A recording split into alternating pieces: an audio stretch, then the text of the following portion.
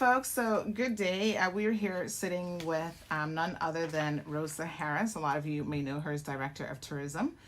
Rosa has had a very long history in the tourism industry, and we're absolutely delighted to have an opportunity to just sit down with her and just have a very conversations with chat this afternoon, and glad that all of you can join in with us as well. So Rosa, good afternoon.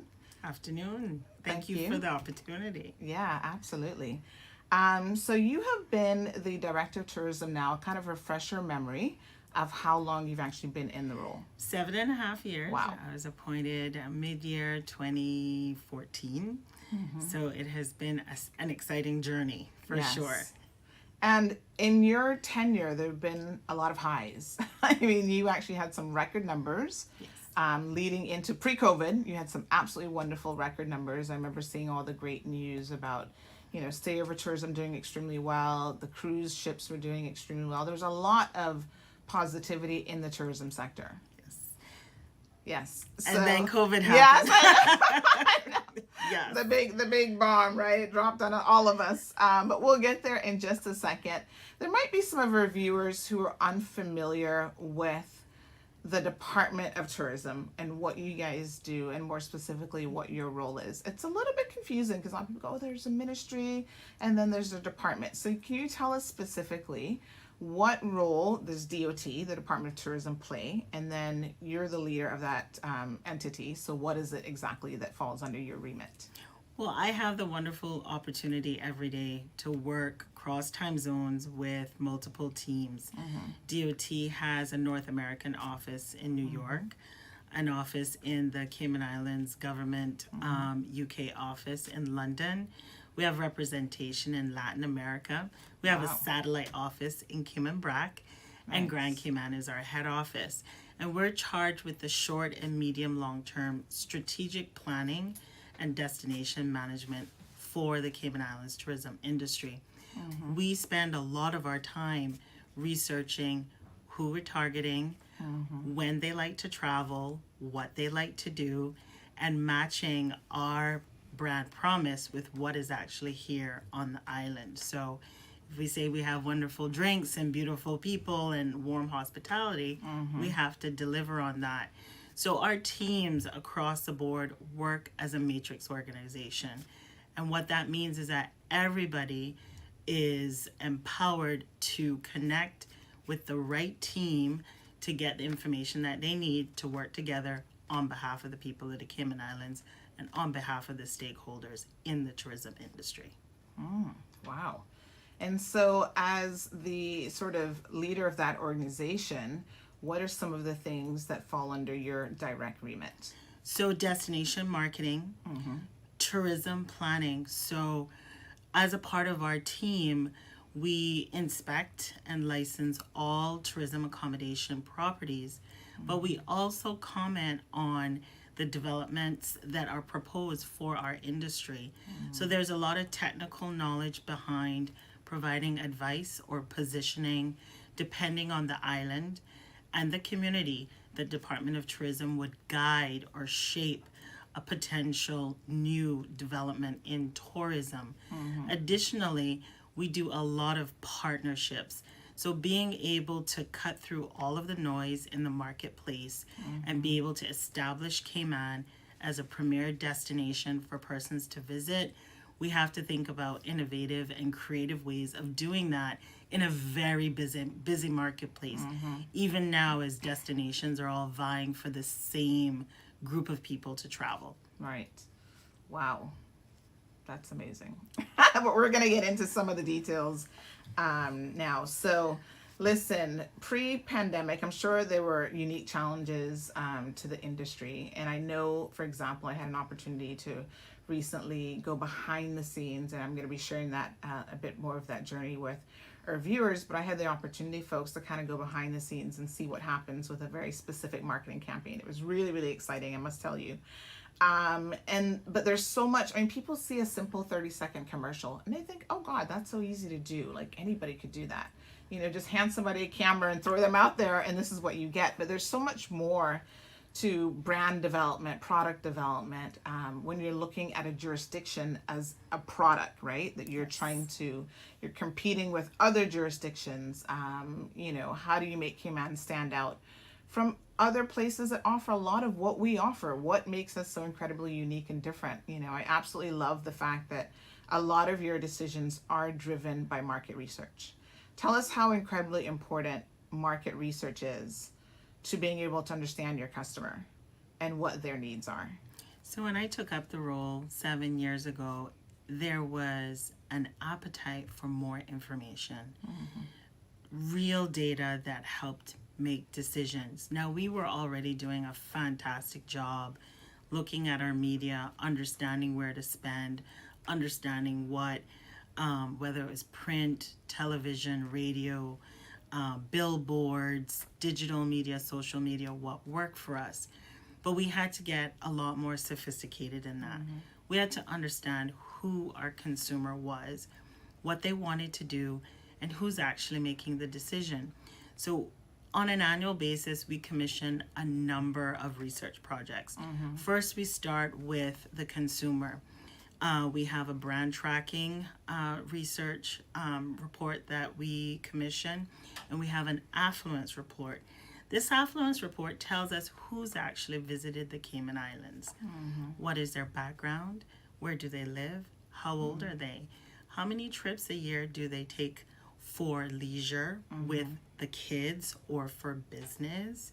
And what are their backgrounds in terms of age, and the activities that they enjoy that go along with that? All of that information helps us shape our target audience. The who are we marketing to? And then we overlay that with the agencies that support us in each office, each geographical location. So the United States has an agency that is dedicated to our US business. Right. Same for Canada and same for UK, Europe. So we segment it that way so that we can understand the visitor profiles from each of those areas. Why their profiles are so different. Wow. Their motives might be similar, but then the activities and their lifestyles, they vary based on where they come from. So when we take that information on who is the visitor based on the country that they're originating from, we then say, well, where are they? How can we reach them in a very smart way? And this data then builds. Let's think about it as layers of the cake. You start with the very basic of who are we looking for, and then how do we get their attention? Do they want to read a newspaper online? Do they like social media? Would they prefer to see an ad on their favorite article or magazine online? Or do they have a subscription service that they get information with? How do they interact with information, and what is their preferred mode of delivery? All of those things then help us build a media plan. How much money we're investing, and we call it channels. So social media can be a channel, television can be a channel, email can be a channel. Right. And we then assign the budget that's given to DOT based on priority, where we feel we'll get the most return on the Cayman Islands dollar investment from DOT to produce and convert business through visitors coming, getting on the plane, getting here, and enjoying a vacation. Wow. And for the benefit of our listeners, I mean, some of them might be listening to this going, wow, that's a lot. That sounds very high level. And it is. But there's also, I think the important thing is for, our viewers both in the Cayman Islands and abroad, is to really understand that DOT is focused on trying to get it right. And the way that they do that, folks, is by having the relevant information, come from the sources and be as accurate as possible. So this data collation process is extremely important. I can't stress it enough. Even in my job, there's a certain amount of information that I look at on a daily basis to look at trends, to see what stories actually are getting people's attention, what isn't. Is there a particular style of doing something that works? So this is really, really incredibly significant. Now, obviously, we've had COVID hit the entire world. I mean, it's just absolutely crazy. Just this weekend, we saw a cruise line that was having a bit of an issue because that company, which was a very successful company pre-COVID, has been hit so hard by the pandemic that now they're essentially filing for bankruptcy and they're having financial issues. So entire industries have tethered on the verge of collapse, impacting the tourism industry. So we've got cruise tourism, even airlines have been impacted. No area of travel has unfortunately gone affected by the pandemic. We've had tourism shut down for 20 months in the Cayman Islands. What have you guys been doing in 20 months? I'm sure that's a lot of people are thinking, well, what do they do now that we have no tourism available? Right. We had so many great opportunities, and I would say it was taking lemons and making lemonade. So COVID, as you said, was widespread. There were a lot of redundancies that were experienced right here at home. And we were no different than the rest of the world. So for those displaced tourism employees, we then designed the stipend program to be able to help Caymanians and permanent residents to still be able to feed their families and have some semblance of making it during a very difficult period. In addition to that, we had to pivot, and that pivot meant we weren't having visitation in the regular business as usual sense. We designed the Global Citizen Concierge Program from ground up. We put it out in the marketplace and was able to then shift the focus of, we have restrictions in place. However, if you're coming for a longer period, here's how we can facilitate digital nomads, persons who are global citizens and can live really anywhere they wish to live. They just need their laptop and Wi-Fi. And the great thing about the Cayman Islands is we have an incredible sophisticated infrastructure. If you want to work on the beach, you can take your laptop, sit on a lounge chair, and I'm sure you can connect to Wi-Fi from the property that you're staying at. So it was a perfect match of a really bad situation and trying to move forward and progress and refocus to bring in business. That doesn't replace what we knew life to be before COVID happened, but we were able to, one, utilize the talents that we had at DOT to design a program and still, come to work every day and feel as if we were making a contribution and offering some sort of progression towards, and I wouldn't say towards, some sort of progression in very uncertain times. One day someone said, what's your strategy?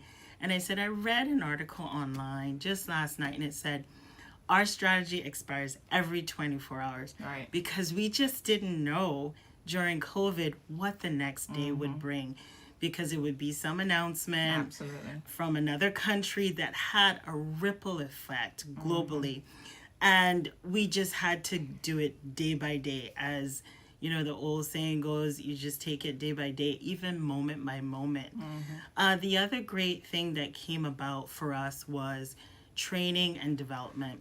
We were able to do a lot of transition our Pride training from in-person to online. We were able to elect for a lot of partnerships, some certified organizations like Aquila through the FCCA for tour guide training. We offered that. And we also offered training through UCCI for customer service. And of late, we've been doing the bartendering certification, and that is ongoing. We'll offer that multiple times. So in a downtime where persons maybe felt as if, when is my life going to turn around? When am I going to have full-time employment? There were many opportunities out there offered by DOT for them to take a course, add more qualifications to their resume, and also be engaged and take their mind off of, I still think that there's a lot of negativity out there because we're talking about many different things now because of COVID. The discussion has progressed to something else, but in desperate times, sometimes you just need to take yourself out of it to survive. And I would hope and think that those that participated in those programs, got a break from thinking about the troubles that they may Right. have been facing on a day-to-day basis. Absolutely. And I've seen a few people actually embrace some of the programs that you were offering. And I thought to myself, there's a young lady, she's always so enthusiastic about every course that she takes. But you know, had COVID not happened, she would still be stuck driving a tour bus every day because she was that busy, and she wouldn't have had the opportunity to do a bartending course, to learn how to make sushi, to get online and brush up on her computer skills. And she's embraced it and just had she's still having such an awesome experience with all of those things that I think that, as you said, just looking for the silver lining and the positivity in any situation, even as dire as COVID might appear to be, is something that we're all capable of. And it's good to know that DOT has offered a supportive role for people in the industry to make that happen. What do you think? Are we ever going to get back to, and I know, I think you pretty much just answered the question, you don't know, but there is this kind of, you mentioned you got to revisit it every 24 hours because we just don't know what's right around the bend, what's going to happen next. But are you hopeful that we are able to return to some semblance of life? I wouldn't say pre and post COVID. I think we're just going to have to live with it going forward. But do we get back to, having a full airplane? Do we get back to cruise ships returning? What does the future look like if you had a little, glass ball? What would you see? I believe that we're going to ebb and flow for some time. I think that it will be steady progress. I believe we have business partners such as the airlines and the flagships that are here with the larger branded hotels that are committed to Cayman. I believe that we have partners that are hanging on because they're so passionate about the tourism industry. They're committed to see our industry turn around, and so is DOT. I don't think it's an overnight situation. We will go through many iterations of living with COVID and understanding what that means. Do I have a crystal ball? No, but I think that masks and social distancing is here to stay. And just as we have wash your hands for 20 seconds, I still hear the song in my head, wash your hands. That's just going to be the nature of hospitality. Right. Why? We're a volume-driven business. We meet different people. They arrive on a daily basis. That means that consistency and practicing those protocols are going to become our lifestyle in the way forward if we want our tourism industry to remain open and thrive and fully recover. So I would focus on that. I think once we can demonstrate we can handle more persons here visiting and still control our numbers in a way that we feel that the rate of tolerance for the presence of COVID is acceptable, then consistency in practicing protocols and also still having that opportunity to host visitors here. They want to come and they want to travel.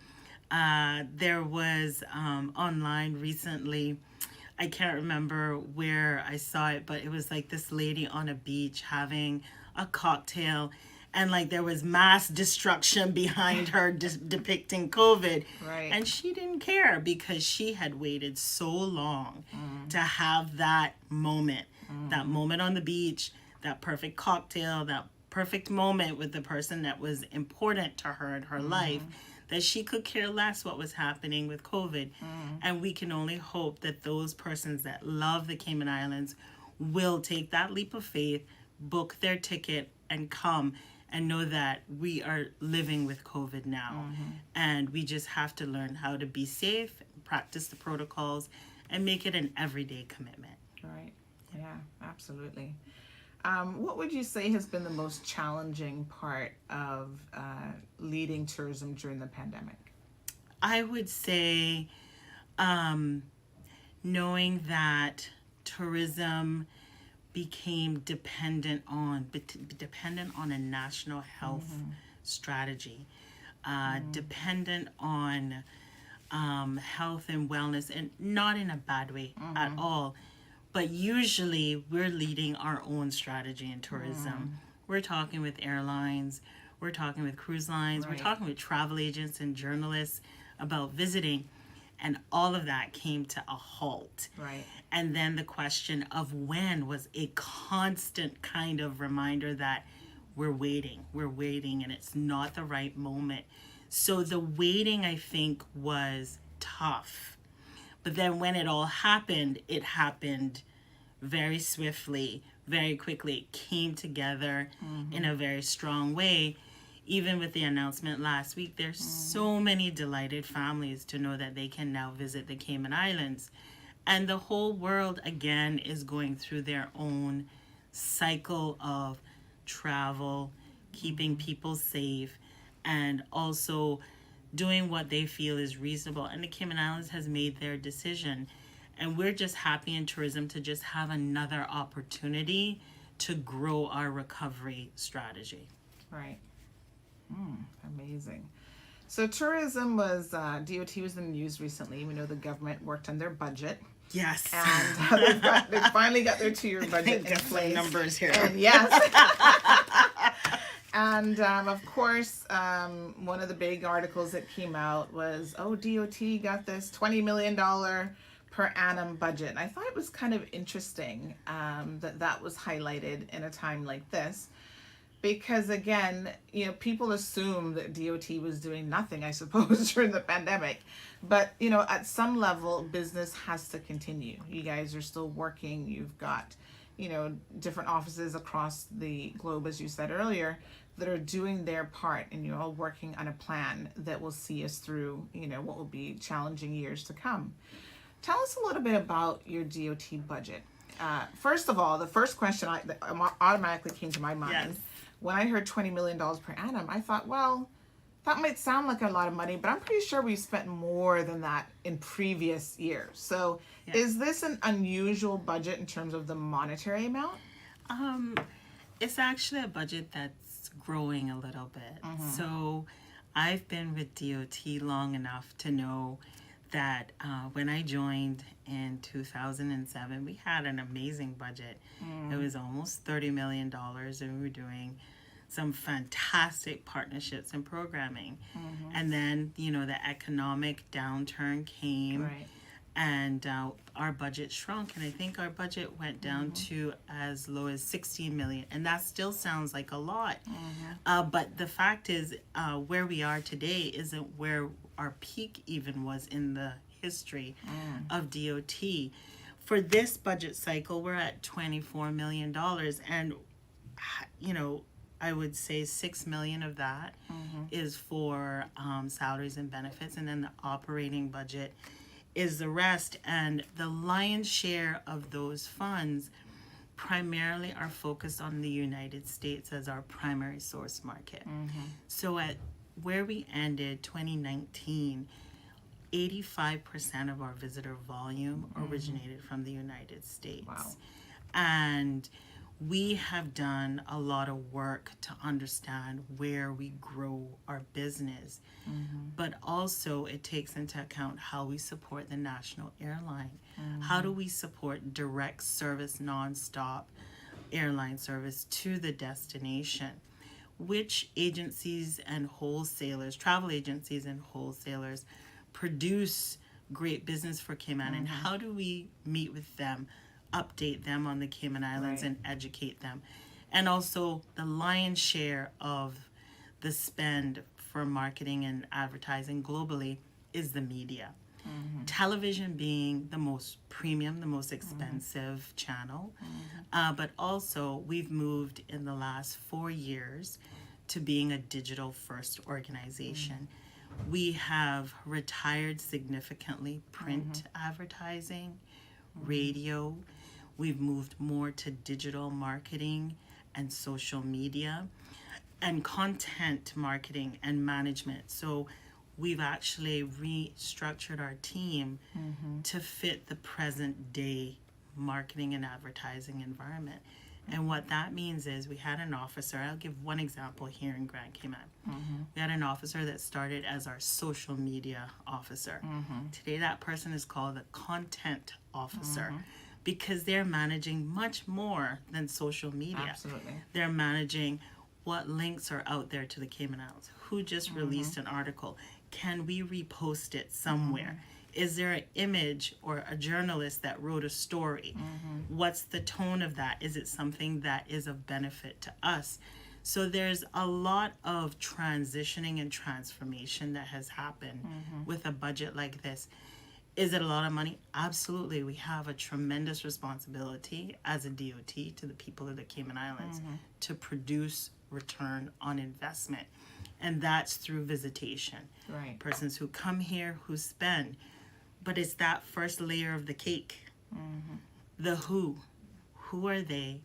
Are they qualified to come? Is the Cayman Islands of interest to them? How do we get to them in an efficient way so that they click or they call their travel agent and they book that Cayman Islands vacation? Right. And that's where a lot of the effort goes into. I think people kind of have this idea that picking a destination is almost accidental.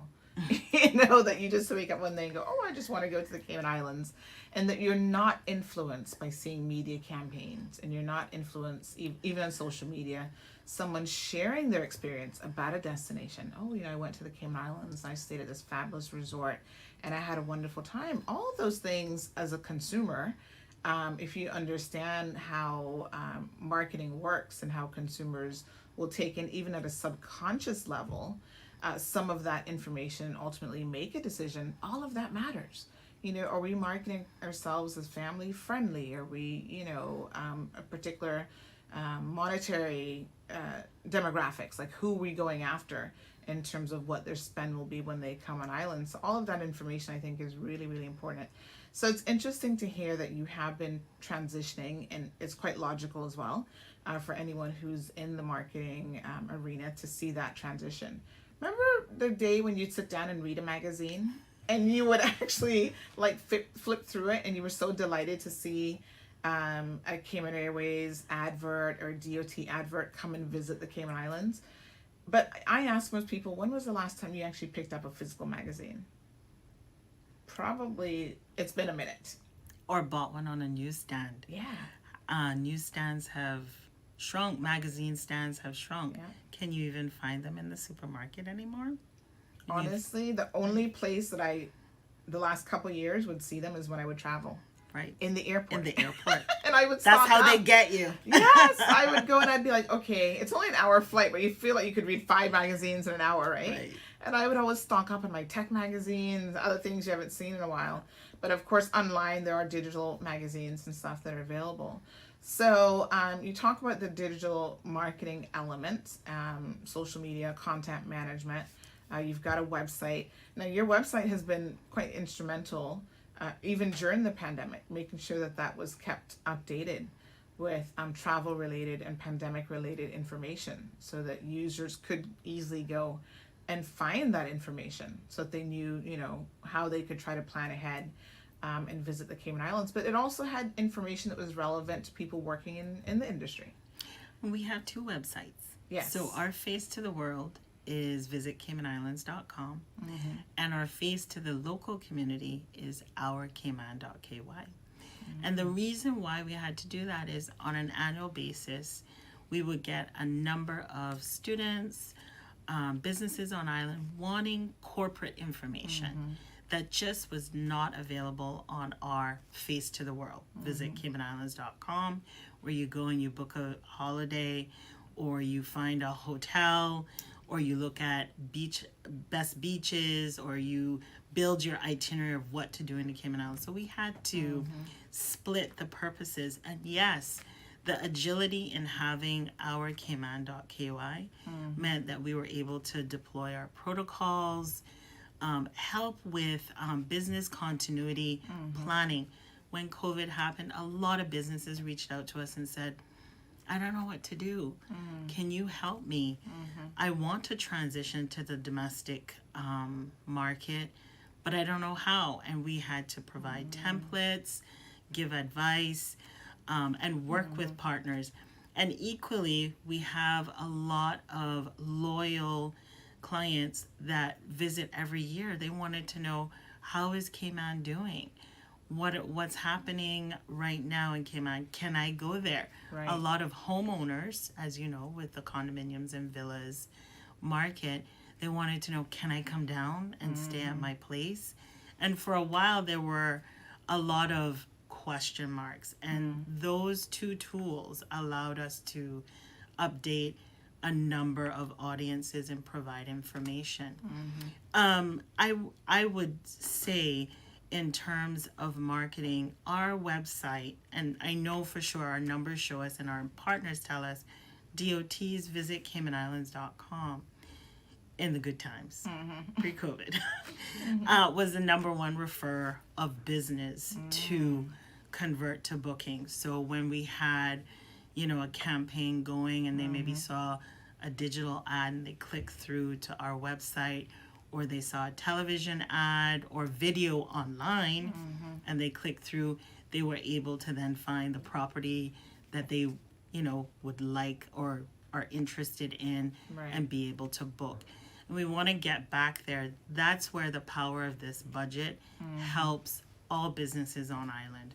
So if you're a tourism partner and you're not on our website, you should connect with DOT to find out how you get a feature on there.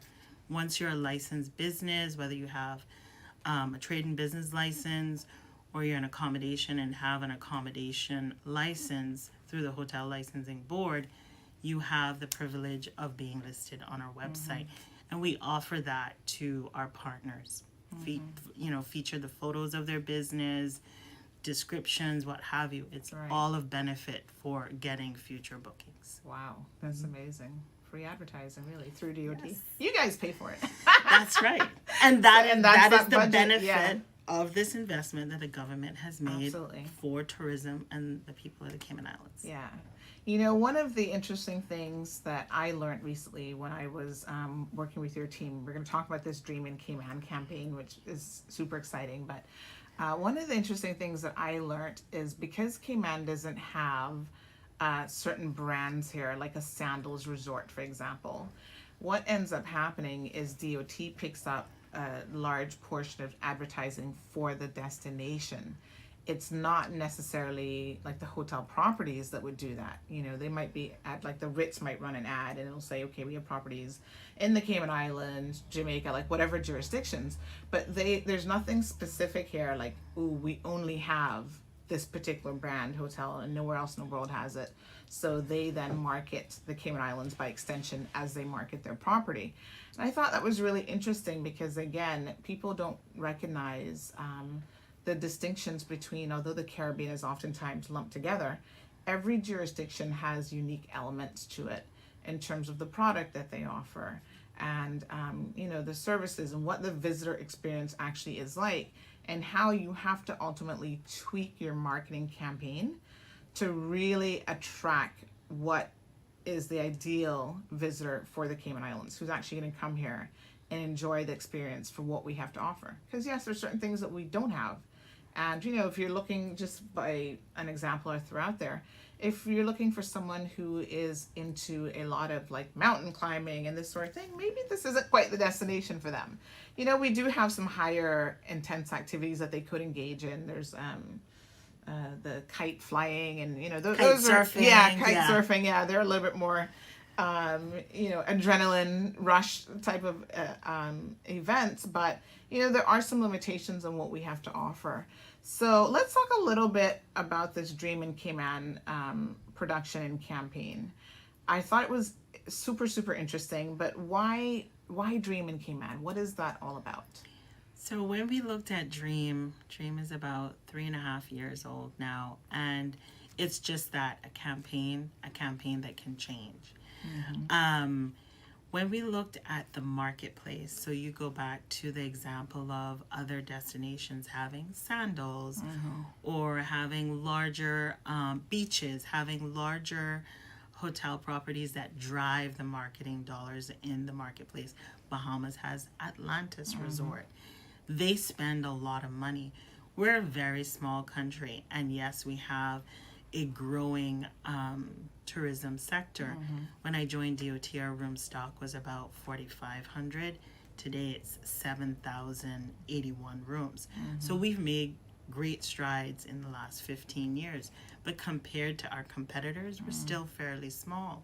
So when we look at, let's say, a digital magazine online, and we see our competitors in the Caribbean basin, you saw diving, you saw snorkeling, you saw beaches, you saw sunshine, you saw white sandy beach.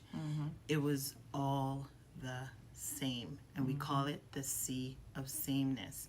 And we knew, based on at the time, our brand tracking and affluence study, that we could take this pivot and change how we showcase Cayman. And it was the right timing. We had just hired the Richard Group out of Dallas, Texas. They became our agency of record for creative services, and they hadn't worked with the Cayman Islands before, but based on their experiences, some of the account team at the time had visited Cayman. And this campaign came about how they interpreted Cayman. And Dreaming Cayman is a lifestyle marketing campaign. So if someone is a Cayman Islands visitor now, or someone who's aspiring to be or visit the Cayman Islands, it still evokes an attraction of, oh, I want to go there.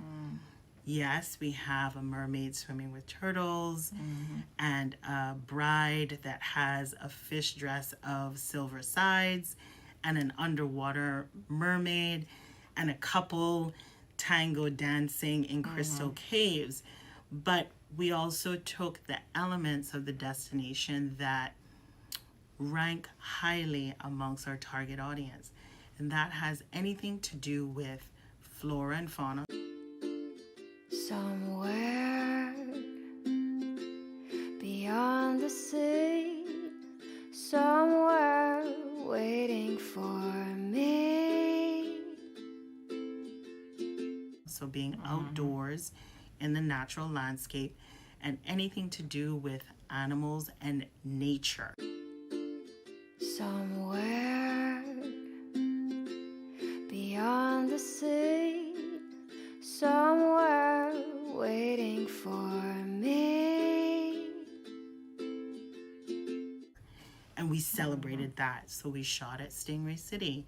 We shot at Crystal Caves. We shot underwater, not once, but twice, with the mermaid, the fish dress, and the young lady that's our underwater ballerina. Somewhere beyond the sea, somewhere waiting for me. My lover stands on golden sands and watches the ships that go sailing.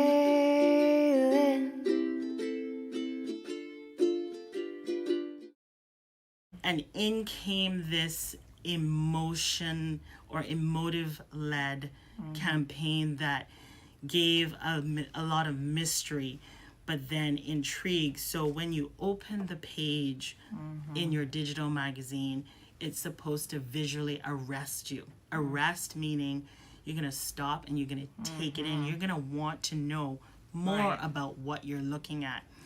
It wasn't just another ad of many photos. You know how you have the banner of photos at the bottom that shows the beach, that shows the snorkeling, that shows the diving, that says book now. It wasn't that anymore. And we had done that marketing for many years, and it had produced very well for us, but we felt as if that time we just needed to pull out of that and show Cayman in a very different light. So we invited you to come with us to do a behind the scenes. So hopefully we get to Absolutely. see your footage too. Yes. And you came with us to Little Cayman to shoot Yes. one of the executions. I will leave it to Miss Hill to give you her firsthand experience of that. Yes. But what we're most proud of is we used Caymanian models. Yep. We used our people. We used, for many years, diversity was a question. Why didn't we see more diversity in people in our ads? And we're able to celebrate the diversity that we see here in the Cayman Islands, but also showcase the island in a way that the traveler can see themselves in the destination. That is top priority. Right. So if I'm deciding to go somewhere, I need to see myself there Yeah. in the visuals. So I think we have hit a very good balance of showcasing our people, but also still serving up a strong advertising campaign that lets the person that's dreaming of that Cayman Islands vacation see themselves here in the Cayman Islands before they book. Yes, and we'll show some of the images as part of this campaign, but they truly are amazing, and they do evoke this. There's an element of realism, but then there's definitely that dream and fantasy element as well that is just so incredibly like beautiful and vibrant, and kind of there's like one at Stingray not Stingray City, but Starfish Point, that kind of flips it up where the stars are like the sky, and it's just amazing what they've been able to do from a creative perspective. So that's a campaign that I think the Caymanian people understanding a little bit more of what went into it will certainly appreciate. And if I could just add, you'll see a lot of brands now, and they're taking on a personality. I'll give you an example. Kohler, which is a home goods brand, has an ad commercial out right now that has been viewed as outside of the ordinary. Usually Kohler is very elevated and sophisticated and understated, and this ad had quite the personality. So if you are not showcasing a personality through your advertising, how are you to win new followers? Absolutely. Also in COVID, the traveler profile has changed. We've always had a very mature market come to the Cayman Islands, but we also have a health threat that's, an ongoing concern for when you make a travel decision. We have to appeal to a wider audience, which is why millennials and Gen Xers are equally important to the mature demographic groups, such as boomers. So your personality has to serve up in many different ways across age groups to be able to benefit when you roll it all up at the end of the year. Who came? What did they do? What time of year was best for them? It goes back to that first layer of the cake of who are they and why did they choose the Cayman Islands? Right. So this campaign, there's a piece just in production. When will we start to see some of that roll out? Because, I love to, once in a while, catch American TV. So if I'm sitting there, will it be popping up on a station soon? I will say late spring, early Okay. summer. We are looking at rough cuts right now. Yes, It's coming nice. together very well. It's in production, and we're so proud of the Cayman models that participated, because the footage that I've been able to review with the team has been stunning. Yes. So ... late spring, early summer. Awesome. Wonderful. Dreaming Cayman 2.0. Yes. It really is beautiful. So, we've been having this discussion. We've sort of touched on a number of key points. And I'm sure there are people out there who are listening to this who think, tourism sounds like it's still exciting. It's still a thing. Yes, I want to find out more. What would you say to any Caymanian who's listening to this interview who is considering a career in tourism? It doesn't necessarily have to be a lifelong career, because we're transitioning now where the average person will have multiple careers throughout their lives, but they want to do something different and interesting. What would you say to them about the world of tourism? I would say tourism is very exciting and rewarding.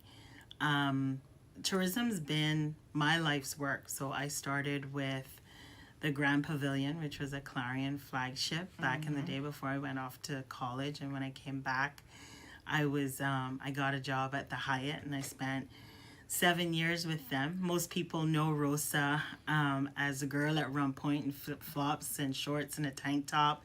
And I probably knew what you ate and drank. I didn't know your name. Right. But I know you show up on a Sunday and I knew what you would eat and drink.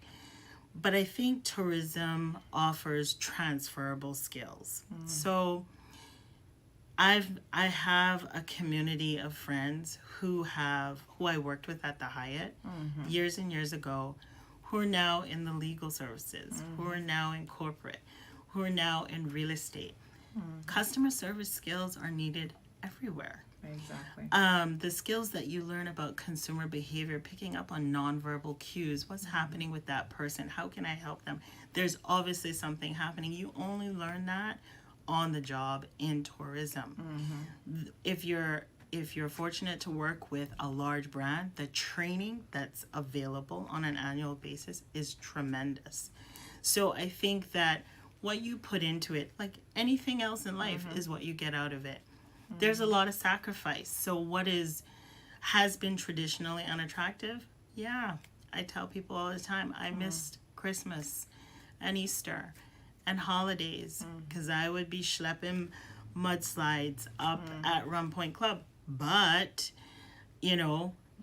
I transitioned into a different type of job that I now enjoy those times with my family. But at the time, I was in my 20s and I didn't care. It was a great place to be. But that sacrifice also, I was able to go to, and I'll say Rackham's with some friends one evening to watch the sunset. And what was delightful to me was I saw an old friend that I worked with. She was one of the first people I worked with at Hyatt years ago. Wow. And she said, Rosa, we're waiting for tourism to return. I make great money in tourism when things are good. So the perception that you can't make a living in tourism isn't exactly the right picture.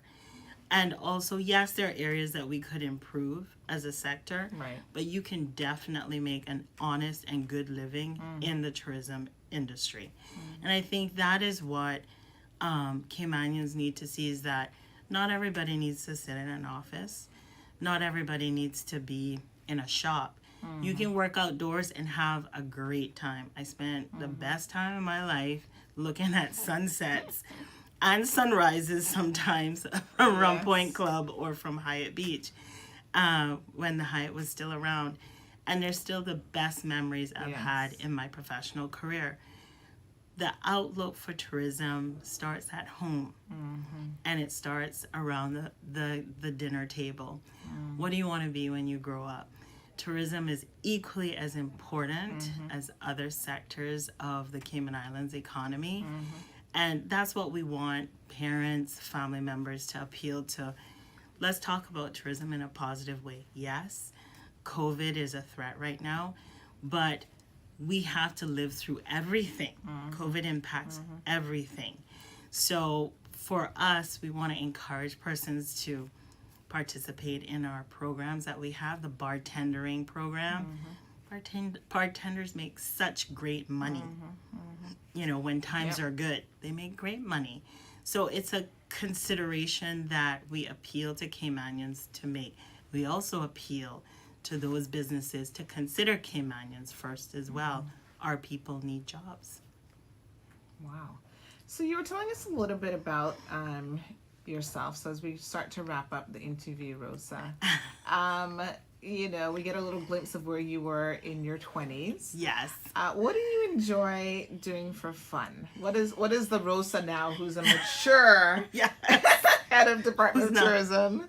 Not necessarily looking at the sunrise anymore. Maybe the sunsets.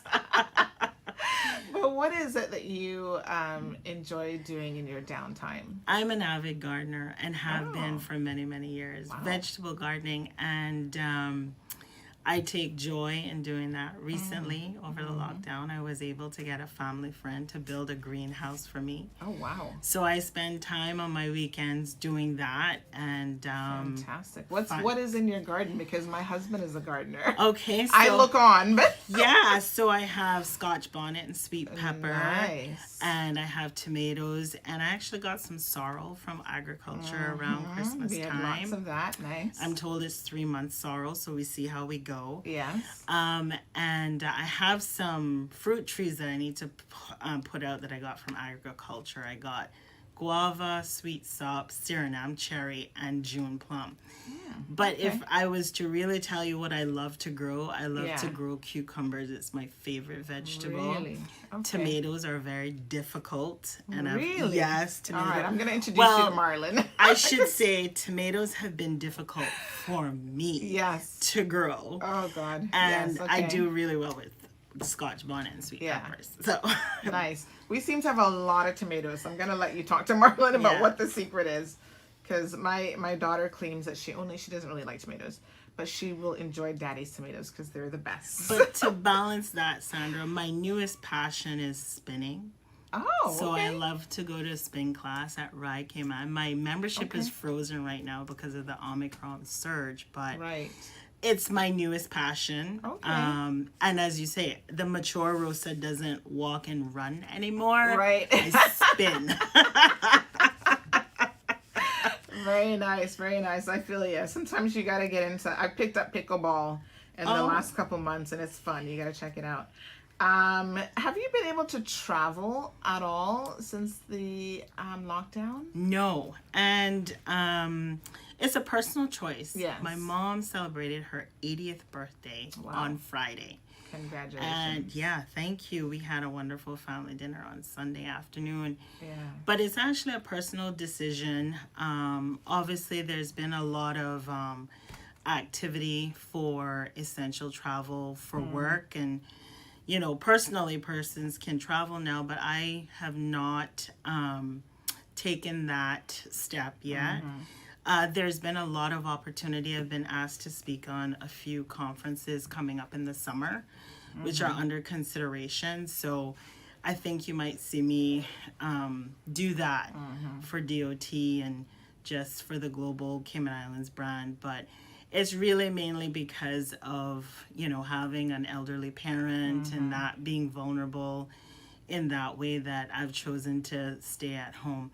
But again, as business picks up and the demands of my role come to fruition, I will probably have to get on a plane soon. Yeah. Yeah. Okay. All right. Well, Rosa, thank you so much Thank for you. joining us. So, folks, you've been listening to Rosa Harris. She is a director of the Department of Tourism. We had a little conversations with segment with her today and learned a lot about the DOT, what they have been doing, what some of the plans are coming up ahead. And really, you know, I think flexibility and being the only constant right now is actually change. And we keep saying this, I know, on our platform, really to just get people mentally to understand where we're at in the large scheme of things. So Rosa, thank you so much. We really appreciate it. I know our audience members enjoyed this interview as much as I enjoyed conducting it. So we wish you all the best, and we'll be hearing a lot more, I'm sure, from tourism. It's been a pleasure. Thank you.